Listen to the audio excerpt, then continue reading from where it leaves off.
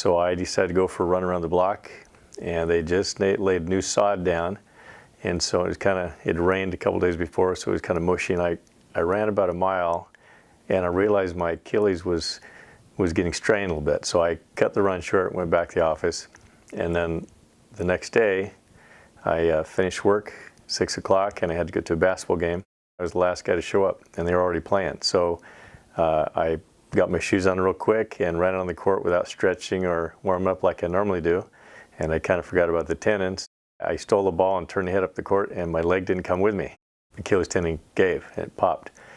And as soon as I fell down there, I knew immediately what happened because I could feel a gap where the tendon was supposed to be.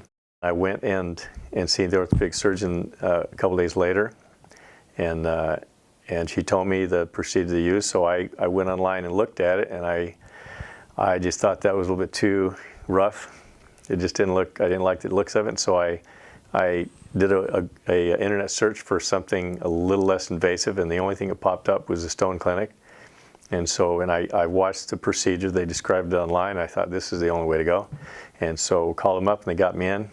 I think I came down 13 days after the accident occurred, and I came down, and they did their studies on me, set me up for surgery the next day, and surgery took about 25 minutes, and I came out of it, and they rehabbed me for the rest of the week, and then I went home, and I kept rehabbing with a physical therapist in Seattle who had trained under Dr. Stone, so she knew the protocol.